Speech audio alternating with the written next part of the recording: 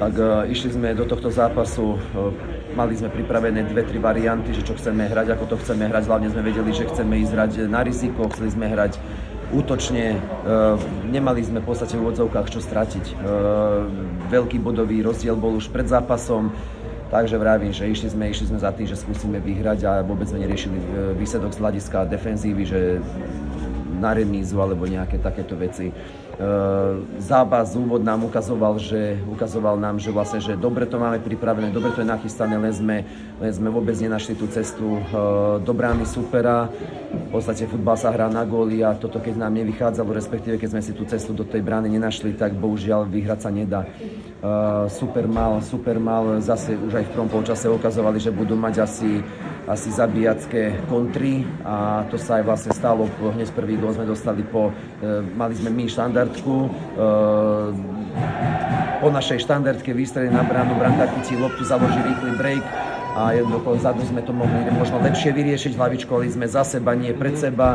Super to využil, proste, no bohužiaľ, ale to je futbal, sa stáva, nemalo by sa stávať, ale stalo sa, no ale vravím, ako išli sme ďalej, skúšali sme, hľadali sme spôsob. V druhom polčase sme zmenili systém, už prišiel Bali na plochu, snažili sme sa získať v tej výške vlastne nejaké centrované lopty, ale bohužiaľ ani to neprichádzalo, mali sme problémy dostať sa vôbec do centrovanej lopty, naozaj super, výborne bránil, výborne to mali zorganizované a už na tej kontri nás dostával už celý v podstate ten druhý polčas.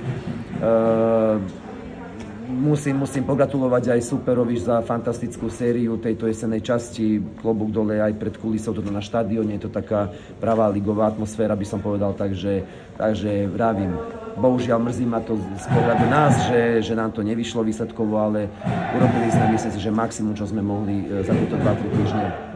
Rozdiel bol v tom, že už oproti tej jarnej časti v minulom ročníku sme začali inkasovať dosť veľa gólov a takých lacných gólov, by som povedal, v minulosti sa nám to nestávalo. Tentokrát túto časť jesenej časti sme naozaj dostali také lacné góly a v podstate niekedy až z ničoho. A tu sme strácali body, ako nechcem teraz opakovať zase nejaké tie zápasy, čo bol Slovan Bčko, alebo proste to je jedno, nemusím menovať, ale proste strácali sme body z takých situácií, kde jednoducho niekedy sme až to nepochopiteľné bolo, no ale ako vraví, je to futbal a futbal prináša také všelijaké situácie.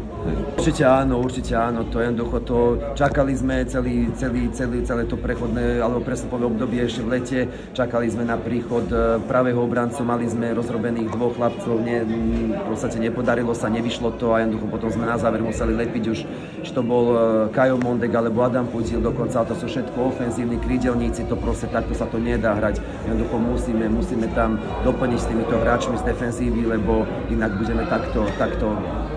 Tak ťažko je to povedať, ak aj hovoríš, len vravím, zväčša to tak býva, že áno, keby sme dali gól, tak inak by sa predpokladám, že by za ten zápas vyhral a možno my by sme sa viezli na takejto vlne, ako sa viezie teraz momentálne Bystrica.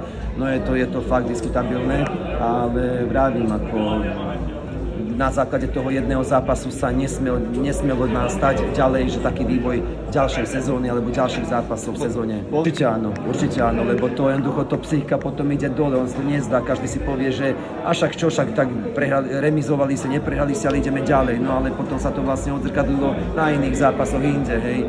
Jednoducho sa strácala to herné sebavedomie sa strácalo a potom to bolo ovplyvnené vlastne aj tými výsledkami, že sme dostávali, ako som už hovoril, tie lacné góly a jednoducho je to dosť možné, lebo ja napríklad tiež nemám rád, keď v kolektívnom športe, ako je futbal, že musí byť jeden dominantný a ostatní nič. Znamená, to je v podstate, áno, niekedy je to ťažké, že ten jeden musí, akože kvázi musí niesť tú ťarchu, on to sa musí rozložiť na všetkých hráčov a proste keď bránime, tak na všetkých hráčov, keď útočíme tiež na všetkých hráčov. Jednoducho takto to by malo byť v tom kolektívnom športe.